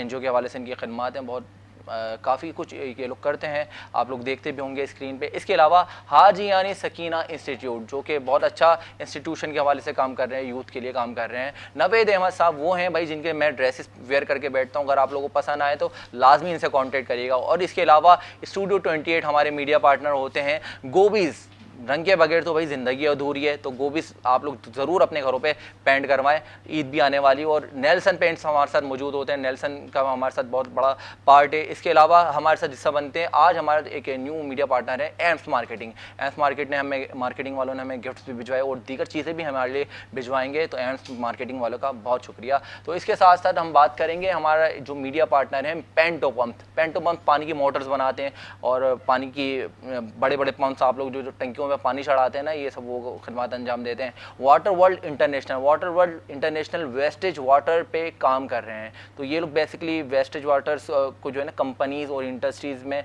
इनके जो प्लांट्स हैं वो इन्होंने दिए में रिसाइकलिंग करते हैं ये लोग ना वाटर्स की। तो जो भी ये रिसाइकलिंग वाटर अपना कराना चाहता है और वाटर वेस्टेज की खिदमत लेना चाहता है तो वाटर वर्ल्ड इंटरनेशनल से लाजमी कॉन्टेक्ट करें। और इसके साथ हमारे जो पार्टनर है total network solution. Total network solution क्या कर रहे हैं भाई, वो बड़े अच्छे से ना सोलर सिस्टम्स बना रहे हैं। के इलेक्ट्रिक का बेहतरीन हल टोटल नेटवर्क सॉल्यूशन, क्योंकि ये सोलर पावर सिस्टम बना रहे हैं और लाइट नहीं भी होगी ना तो आप लोगों के घर में ना लाइटें बननी होंगी और पंखे बननी होंगे, जिस चीज़ की कराची वालों को बेइंतहा ज़रूरत है। और टोटल नेटवर्क सॉल्यूशन वाले ये कहते हैं कि भाई जितने यूथ एक्टिविस्ट हैं ना और अगर उनका कोई अच्छी प्रोग्रामिंग है, वो कुछ अच्छी चीज़ें करने लगे हैं, अगर उनको किसी भी किस्म की हेल्प की ज़रूरत है तो राना तहसीन साहब कहते हैं कि वो मुझसे कॉन्टेक्ट करें और मुझे अपना प्रपोजल शेयर करें। मेरी जहाँ तक उनके लिए खिदमत हाजिर होंगी तो मैं करूँगा। तो ये हमारे मीडिया पार्टनर थे। अलहादी हमारा मीडिया पार्टनर होता है the beauty mark salon and fitness centre. भाई फिटनेस सेंटर और ब्यूटी मार्क सैलून तो बिल्कुल ही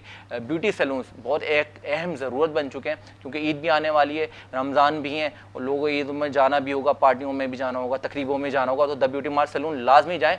और इसके साथ साथ जितने ओमो वाटर, भाई ये पानी हम पीते हैं यहाँ पे, सहरी भी करते हैं हम और से अफ्तार भी करते हैं, तो बहुत क्वालिटी वाटर है। ओमो वाटर आप भी लाजमी यूज़ करें। तो आइए इसी बात के साथ इनका शुक्रिया हमारे मीडिया पार्टनर्स का। और अब मैं बढ़ूँगा, जैसे मैंने आपको बताया था 2 अहम शख्सियात।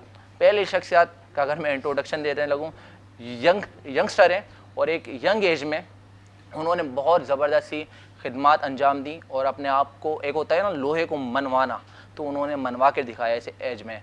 PMLF के रहनुमा हैं।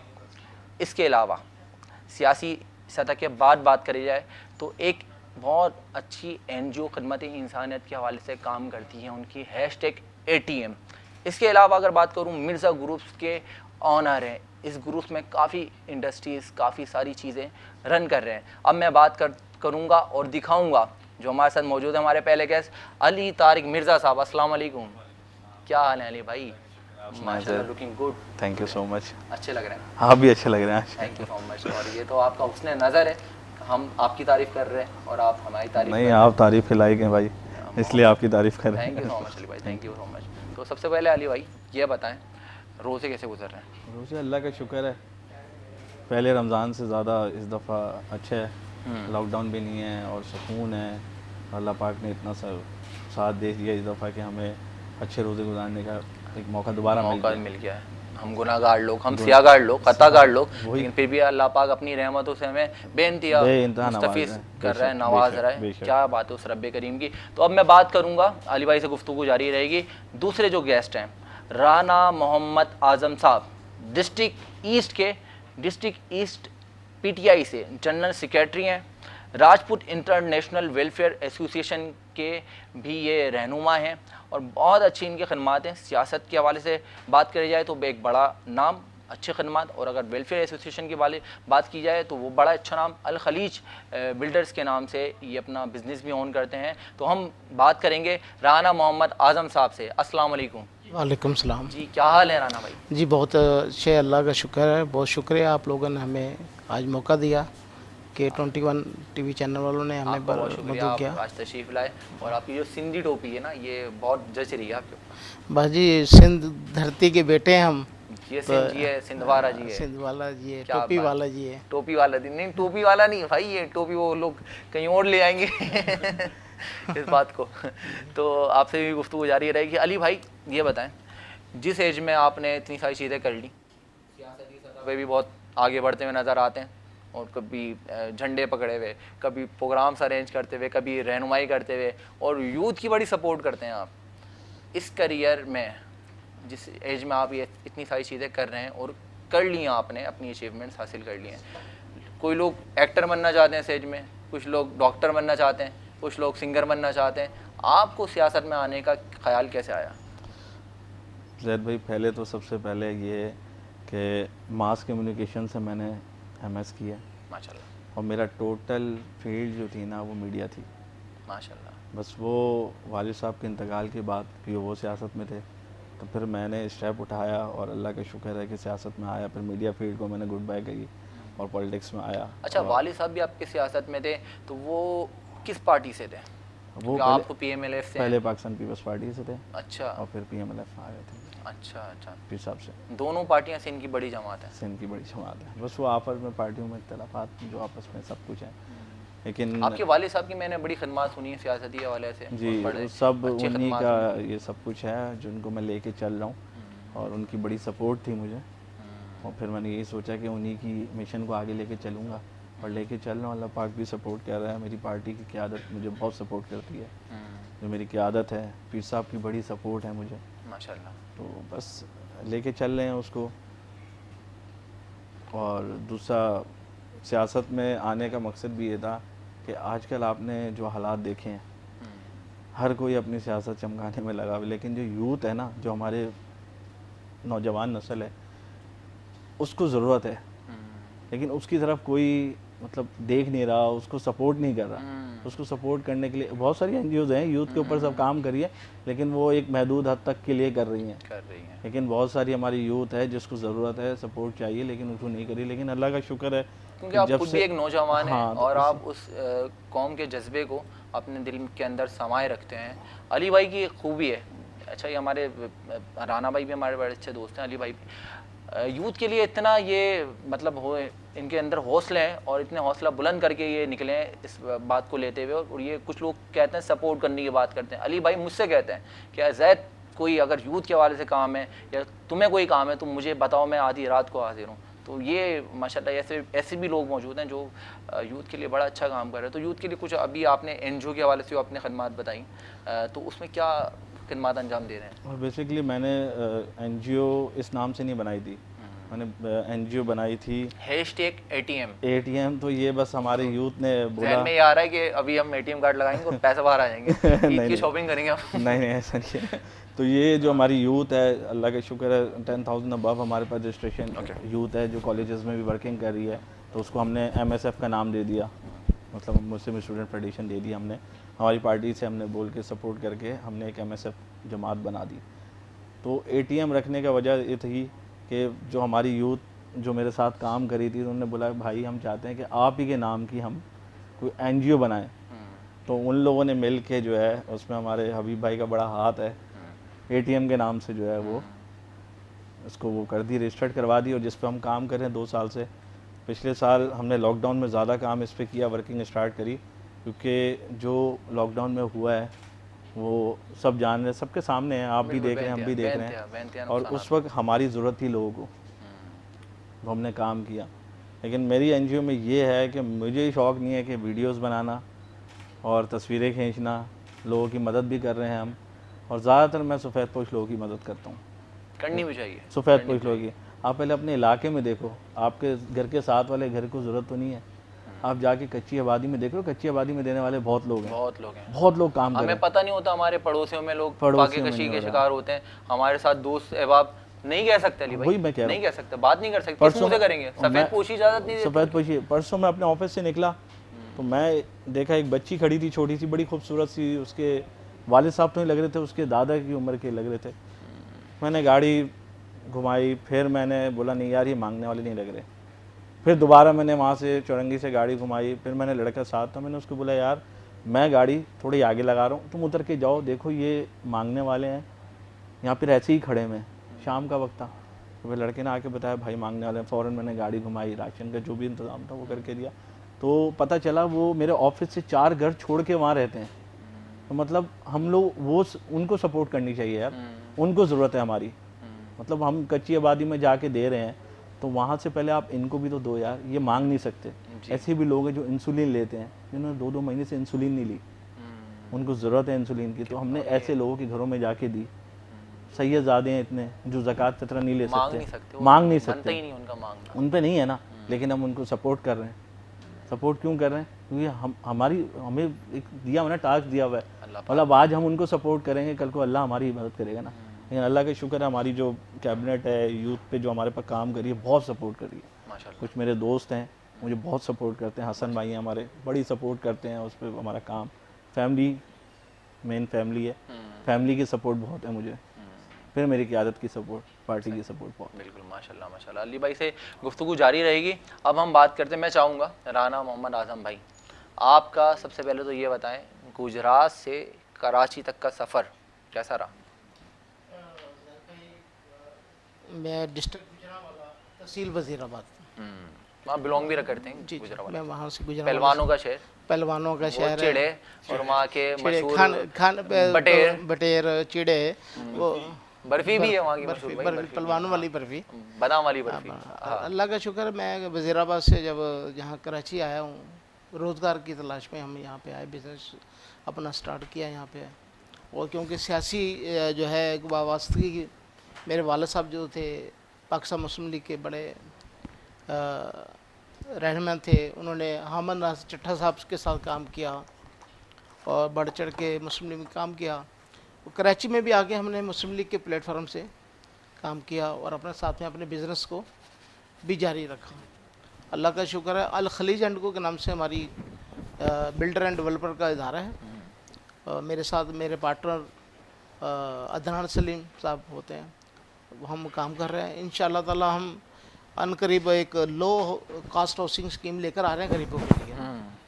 इंशाअल्लाह हुकूमतें तो दावा करती हैं, हम अमल करके दिखाएंगे और इंशाअल्लाह डिलीवर भी करेंगे। और अब हम अपनी मदद मैं और मेरा पार्टनर अदनान सलीम, जैसे कि अली भाई ने बड़ी अच्छी बात की, किसी की मदद ऐसे करो कि दूसरे हाथ को भी ना पता चले कि किसने किसको क्या दिया है।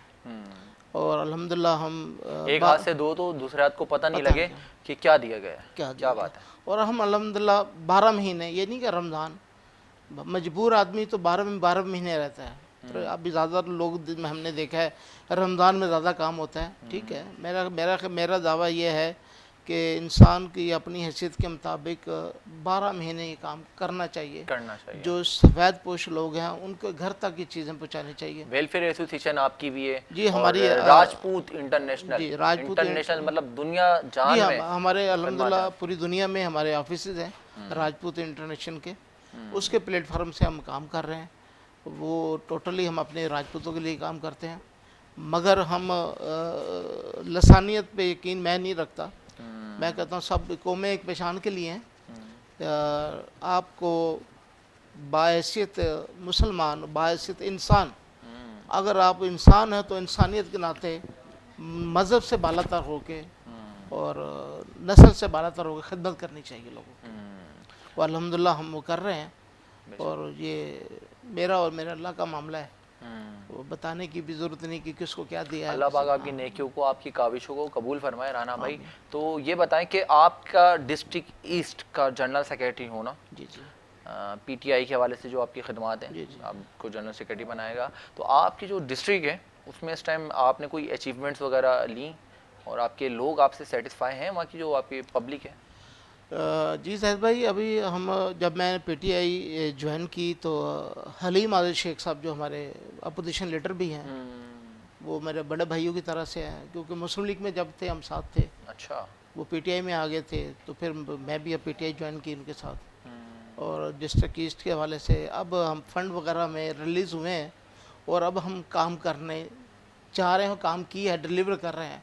मुस्लिम लीग से पीटीआई में आने का इरादा कैसा बना? ऐसा बना कि क्योंकि हलीमा शेख साहब से हमारा 20-25 साल पुराना एक ताल्लुक़ है, रिश्ता है, और उनकी वजह से हमने फिर पूरे ग्रुप के साथ फिर पीटीआई ज्वाइन की हमने। माशाल्लाह माशाल्लाह। तो अभी आपने बताई कि फंडिंग्स अब आना शुरू हुई हैं। पीटीआई की दौर हुकूमत तो तकरीबन 3 साल से तो हम देख रहे हैं, तो वो फंडिंग्स रुकी हुई थी आपकी?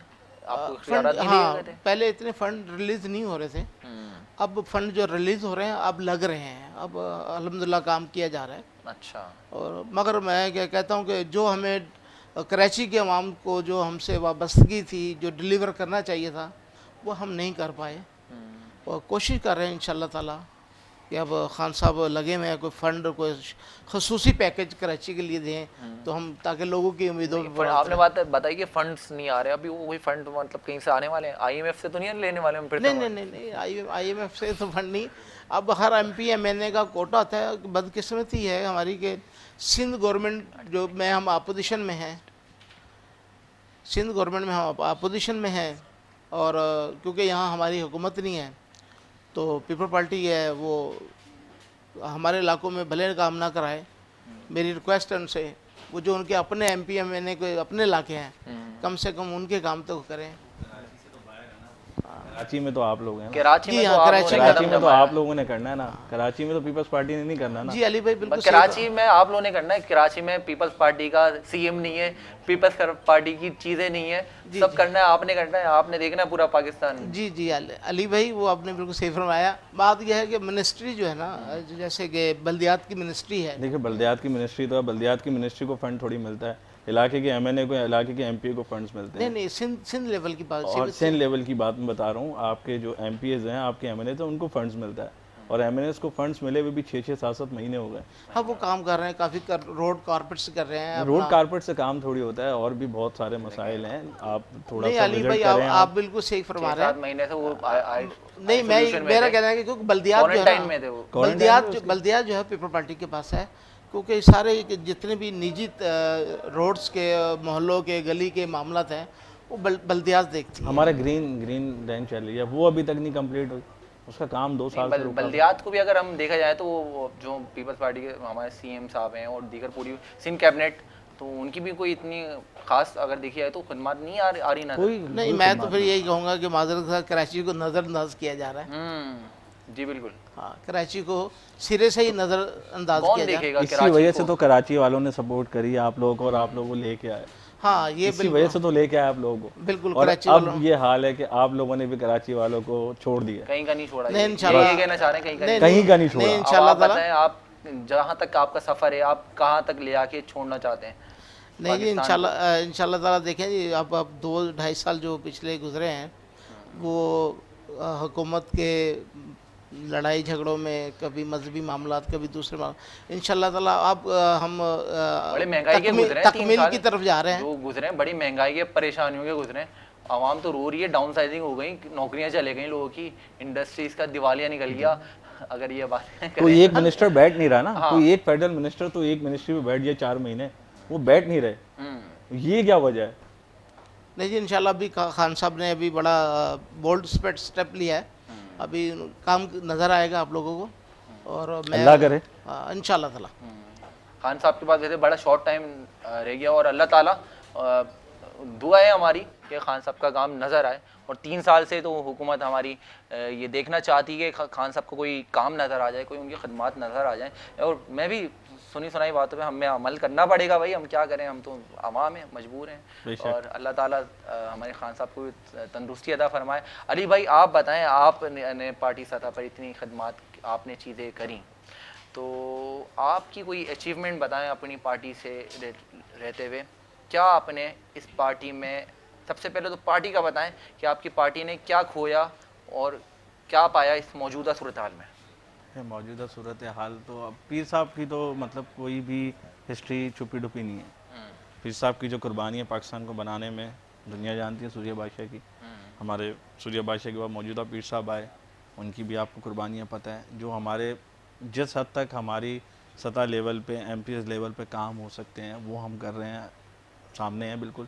अब ये नहीं होता कि फ़ंड आएंगे हमारे पास और ये करेंगे, हम भी तो हैं, हमारे पास तो कोई फ़ंड नहीं आ रहा, सिंध काउंसिल के पास तो फ़ंड नहीं आ रहा ना, लेकिन करने वाले हैं, बिजनेस करते हैं लोग। नहीं, आप लोगों के पास जो फंड्स नहीं आ रहे तो आप लोग कैसे काम कर रहे हैं? अपने फंड से हमारे तो अभी हमारी हुकूमत नहीं है ना, हमारे पास तो कोई मिनिस्टर नहीं है, हमारे पास तो फेडरल मिनिस्ट्री नहीं है, हमें GDA में एक फेडरल मिनिस्ट्री नहीं थी। MPS तो आपके हैं? हाँ, MPS हमारे रिजर्व सीट पे है ना, और 2 हमारे जीते हुए सिंध से जीते में। कराची में तो हमारे पास कोई सीट नहीं है। कराची में जो हमारे पास इलेक्टेड MPS जो इलेक्शन लड़े थे उनको जो भी फंड मिलता है अभी तक तो हमें रिलीज़ नहीं हुए ना फंड्स। जब रिलीज़ फंड होंगे तो दिया जाएगा ना। आपकी तो फेडरल गवर्नमेंट है, आपको तो रिलीज हो गए, इनके तो रिलीज़ हो गए, हमारी जीती हुई सीटें नहीं है ना भाई। रिजर्व सीटों को तो नहीं मिलते ना फंड्स, जीती हुई सीटों को तो फंड मिलते हैं। 6-6 महीने पहले MNS के फंड रिलीज़ हो चुके हैं।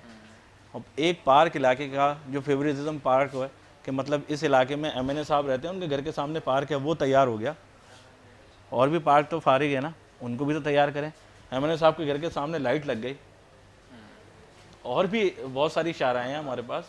अली भाई बिल्कुल आप दुरुस्त फरमा रहे हैं, मगर मैं ये कहता हूँ कि सिंध गवर्नमेंट जो है, क्योंकि वफाक अपने सिंध गवर्नमेंट ने तो बेड़ा गर्क कर दिया, पूरे कर दिया है। सिंध गवर्नमेंट लाइटें लग गई, लेकिन जहाँ पे लाइटें लगनी चाहिए, देखिए जितना MNA का जितना देखिए MNA का 40 करोड़ या 50 करोड़ फंड आता है तो बहुत बड़ा हल्का है ना। वो बेचारा जितना कर सकता है अपने थोड़ा थोड़ा लगा के अपने सर 20 करोड़ पे भी अगर लगा दे अपने 50 करोड़ फंड की बात कर 20 करोड़ पे भी लगा दे अगर अपने NA पे तो शक्ल निकल आती है सर। नहीं जी, अभी मैं तो हमारे MNA कैप्टन जमील साहब ने 237 के ऊपर जो उनको फंड मिले थे उन्होंने बटाइयाबाद UC 13 UC 14 UC 15 में माशाल्लाह काम किया, जो कि पीपल पार्टी का गढ़ रहा है ना, जहाँ पे चेयरमैन पीपल पार्टी के हैं और MPS पीपल पार्टी के हैं। वो खाली हमारा एक MNA हिसाब है, उन्होंने बहुत काम किया है, अल्लाह का शुक्र है कि वो नज़र आ रहा है। नहीं, सिर्फ उन्हीं MNA को फ़र्ज़ है उनका काम करना। जो मेरी PS 123 जहाँ से मैं इलेक्टेड हूँ, MPS शिप लड़ी है मैं उसके अलावा भी पूरे कराची में वर्किंग करता हूँ, हर एरिया देखता हूँ, हर जितने भी आपके कराची में एरियाज़ के PS हैं वहाँ के MPS मेरे दोस्त हैं, ठीक है। हर जगह सपोर्ट मेरी उनको मेरी एक कॉल पे सपोर्ट करते हैं मुझे। लेकिन बात इतनी है, आप एक दफ़ा जाके देखें तो सही, आप तो जनरल सेक्रेटरी हैं, आपके तो अंडर आते हैं ये, आपको तो काम बनता है, आप जाके देखें। मगर अभी आपकी तंजीम साजी पूरी कंप्लीट नहीं हो पा रही फेडरल से, तो आगे तो अल्लाह ही मालिक है। PTI ने पिछले गुज़िश्ता साल काफ़ी एक जो उनका पैकेज निकला था, किस नाम से था, इस्तिकाम कुछ इस तरह से था, जिसमें उन्होंने हर किसी को 12,000 एहसास प्रोग्राम जी वो जारी है, अभी वही सूरत जारी है वो माशाल्लाह। काफ़ी लोगों को ये अली भाई भी एहसास प्रोग्राम चल रहा है, कंटिन्यू चल रहा है, लेकिन उस पर कोई अमल दरामद नहीं हुआ। नहीं, अभी लोगों को पैसे मिल रहे हैं, लोग काफ़ी मुस्तफ़िद हो रहे हैं इस पैकेज से। मैं तो कहता हूँ जैद भाई, अगर हम अपनी असेंबलीज़ में बैठ के अगर हमें हर हलके वाले को कुछ फ़ंड दे दिया जाए तो आपके हलके में कोई गरीब बंदा नहीं रहेगा। अगर अपने ही हलके में थोड़ा थोड़ा फ़ंड दे देना, रोडें बनाने के लिए फ़ंड दे रहे हैं, अगर 20-20 लाख रुपए भी असेंबली फ़ंड देती है हर हलके के MPS को, तो वो अपने इलाके में, अब पूरा इलाका गरीब नहीं होता, वो कुछ एरिया होते हैं, UCs होते हैं। अब UCs में क्या होता है, कुछ घर ऐसे होते हैं जिधर कोई बेवा है, कोई सफ़ेद पोश है, उसके घर में कमा नहीं सकते, लेकिन हम उसके लिए काम कर सकते हैं। उसका आप महीना बांध दे कि भाई आपको इतना देना है, तो वो फ़ंड 20 लाख रुपए बहुत है, it's a very huge amount, छोटी अमाउंट नहीं है ये, अगर असेंबली इसको पास करे।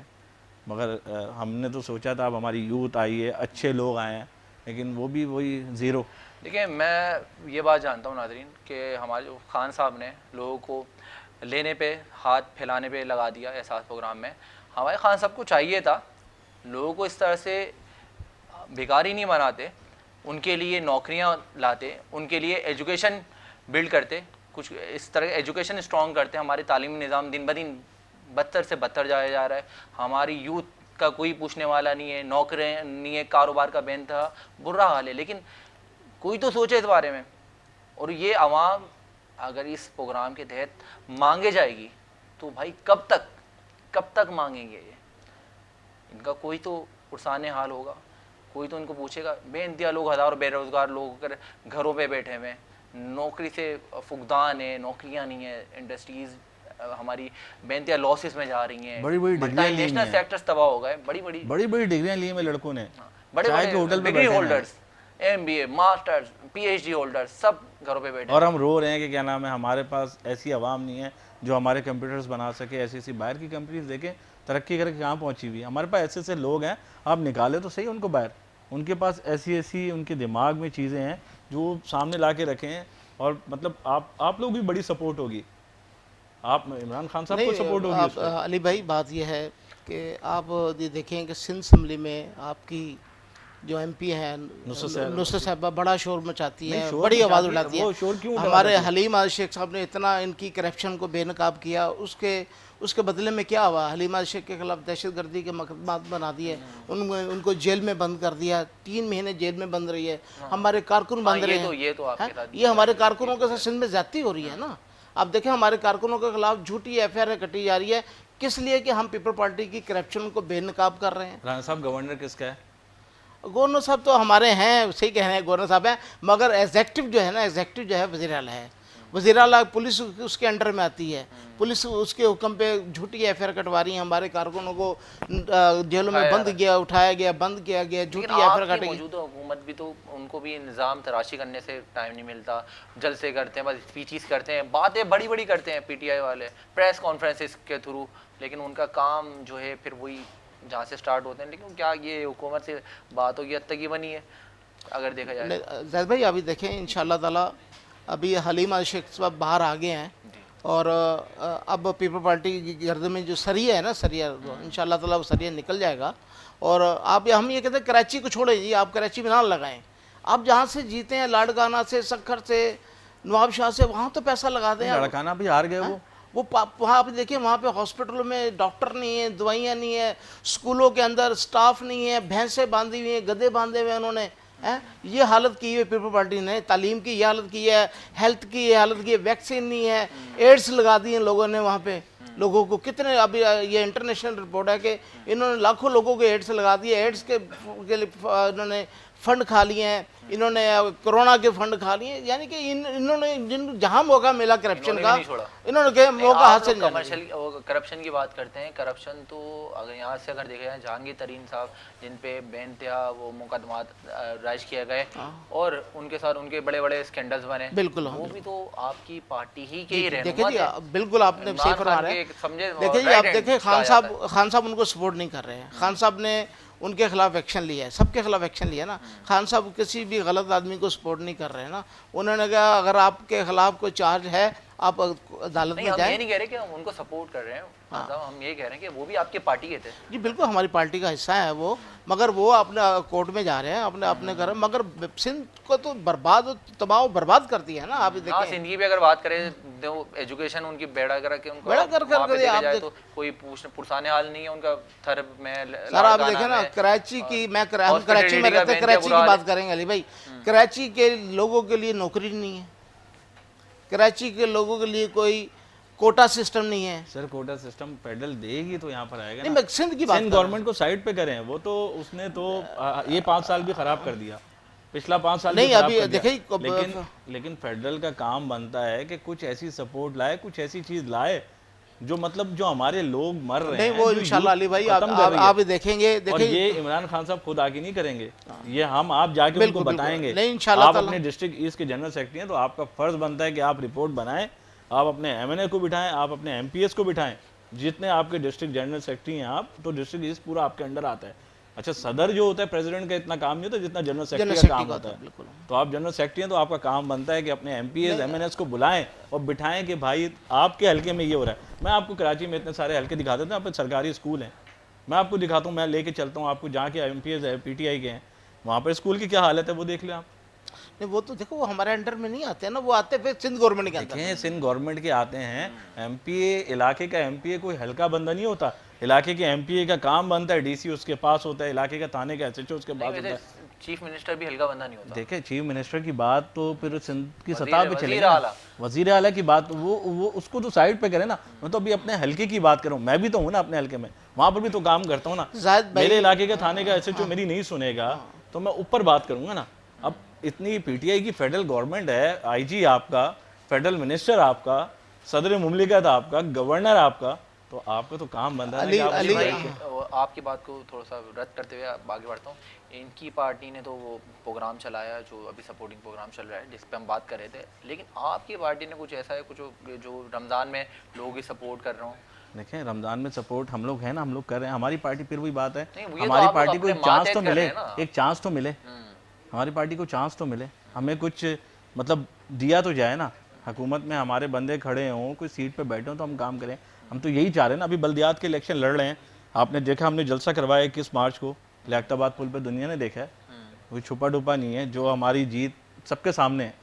इंशाल्लाह बल्दियात इलेक्शन में दिखाएंगे। बल्दियात इलेक्शन वो जो आपने जलसा कराया है उसको पुल को ही टारगेट क्यों किया गया? पुल को इसलिए टारगेट किया था कि कराची की मेन फोकस वो है, जिना ग्राउंड पे करने का कोई फायदा नहीं था।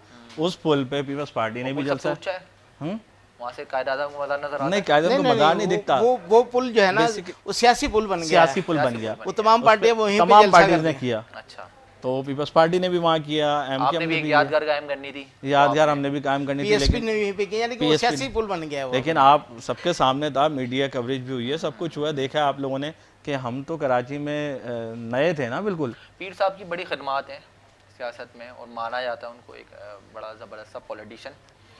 तो इस मौजूदा दौर में आप लोगों के पास ना राइट्स होते हुए भी आपकी पार्टी बड़ी स्ट्रॉन्ग नज़र आती है, क्या वजह? सिर्फ स्ट्रॉन्ग नज़र आने की बात नहीं है। पीर साहब का शुरू से लसानियत पे वो नहीं करते कि मतलब इससे लड़ाई उससे लड़ाई उससे लड़ाई, ऐसे चल रहा है। पीर साहब हुक्म देते हैं वही काम होते हैं, हम लोग उसी पे काम कर रहे हैं, ठीक है ना। बाकी इस दफ़ा हमारा इरादा है बल्दियात के ऊपर हमने वर्किंग करनी है और इंशाल्लाह आएंगे तो फिर आपके सामने काम भी करके दिखाएंगे। सबको चांस दिए 5-5 साल, हमें भी इस दफ़ा दें चांस, फिर पता चलेगा। अब तो वो आवाम के हाथ में है ना, अब वो सपोर्ट किसको करती है, लेकिन इंशाल्लाह इस दफ़ा आवाम हमें मायूस नहीं करेगी इंशाल्लाह। असल में देखिए बेशक कि कोई भी सियासी पार्टी है ना, उसका दारोमदार होता है बल्दियात। जो भी पार्टी बल्दियात कराची के अंदर जीतेगी वो आवाम की खिदमत कर सकती है। MP MNA के हाथ में कुछ नहीं होता। हमारे MP MNA की तो ये सूरत हाल है, SHO नहीं सुनता, नहीं तो वो ऊपर से सीट पर क्या करने? नहीं, उसकी वजह क्या है, सिंध गवर्नमेंट इतनी तासुब के अंदर आ गई है, उन्होंने सख्ती से SHO को हदायत जारी की हुई कि आप इनके MP MNA की कोई बात नहीं सुनना, कोई काम नहीं करना है। जैद भाई, जो आप जिस हल्के में आप रह रहे हो, जिस हल्के से आप इलेक्शन लड़ के फाइट करके MP इलेक्ट हुए हो, तो आप उसी हल्के के होगे तो वहाँ पर इलेक्ट होगे ना। आप रहते हो डिफेंस में और आप नॉर्थ नाज़िमाबाद के MPA बने हुए हैं, तो नॉर्थ नाज़िमाबाद वाले तो नहीं उसको पहचानेंगे ना। हाँ, अब्बास जाफरी भाई हमारे दुनिया जानती है, मीडिया सेलिब्रिटी है, तो उनको हर कोई जानता है। अब कुछ ऐसे MPAs हैं इनके जिनको जानते नहीं, नई शक्लें हैं, MPA घूम रहे, तो इलाके में ऐसे लोग भी हैं उनको नहीं पता ये MPA जा रहा है, उनकी शक्ल नहीं देखी 2 साल हो गए। नहीं, हमने भी नहीं देखी। वही मैं कह रहा हूँ, अब वो रहते डिफेंस में है, तो यार इस तरह तो नहीं होता ना। जो जिस हल्के में इलेक्ट हुआ है वो इस इंसान को चाहिए, उस MPA को चाहिए कि उस हल्के में ही रहता हो। आप लोगों को सिलेक्शन उसी हल्के से करनी चाहिए थी। बिल्कुल अली भाई, आपने सही कहा। अली भाई, आपकी पार्टी की खिदमत कराची सतह पे थोड़ी कम और सिंध में ज़्यादा नज़र आती है। बेसिकली हमारी जमात सिंध से एक और जमात आपको पता है फोर्स जो हमारी बॉर्डरों पे काम कर रही है, तो अब जो हमारे सरदार अब्दुल रहीम साहब हैं, जनरल सेक्रेटरी सिंध, उन्होंने आते साथ ही एक कराची में भी बेड़ा उठाया कि हम काम करेंगे, और उस पर वो काम कर रहे हैं। और कराची में आपके सामने जो कुछ हुआ है, चल रहा है, जो कुछ हो रहा है कराची में आपके सामने, एक शॉर्ट पीरियड में हम लोगों ने कितनी वो किया। हमारे ऑफिस आपने देखे हैं, हर एरिया में, हर यूसीज़ में ऑफिस खुल गए हैं, और जो काम हो रहा है, और कितनी जमातों से लोग टूट के हमारे पास ज्वाइन हो रहे हैं और हमें सपोर्ट कर रहे हैं। और वो हमें 21 मार्च को हमने देख लिया, जितना हमें सपोर्ट मिली है कराची की। हमने कोई सिंध से आवाज़ तो नहीं दी थी ना, सिर्फ कराची की आवाम थी। चलें, मौजूदा हुकूमत को भी अल्लाह ताला उनको मामला हल फरमाए और आवाम में कुछ अच्छी इम्प्रूवमेंट आवाम को देखने को मिले। हमारी तो दुआ है, तो हम दुआ ही कर सकते हैं। और आपकी भी हम दुआ है कि आपकी भी पार्टी किसी इक़्तिदाम पर, किसी प्लेटफॉर्म पर खड़ी हुई नज़र आए, जिस तरह से आप लोगों की काबिश हैं। अली भाई, देखने वाले, अपने चाहने वाले नाजरीन के लिए कोई मैसेज देना चाहेंगे? रमज़ान के हवाले से या सियासत के हवाले से? रमज़ान के हवाले से, क्योंकि हम रमज़ान ट्रांसमिशन कर रहे हैं, ये सियासी पहलू तो आपके तारुफ के साथ जुड़ा हुआ है, तो हमने उसी बात को कंटिन्यू कर लिया। लेकिन आज हम रमज़ान के हवाले से बात कर रहे हैं। रमज़ान के हवाले से आप लोगों से गुफ्तगू थोड़ी कम हुई, तो लेकिन मैं चाहूँगा एक सियासी प्रोग्राम बन गया। बस रमज़ान के हवाले से एक ही गुफ्तगू, एक ही अपना मैसेज रिकॉर्ड करवाऊँगा जैद भाई, कि आवाम से एक ही रिक्वेस्ट है कि कोरोना पहले से ज़्यादा बहुत तेज़ी से फैल रहा है, तो अपने थोड़े से इस चीज़ पे काबू करे आवाम। अगर काबू नहीं करेगी तो मुझे नहीं लगता कि 15 रोज़े के बाद हम दोबारा वैसे ही रोज़ा अफ्तार कर सकते हैं।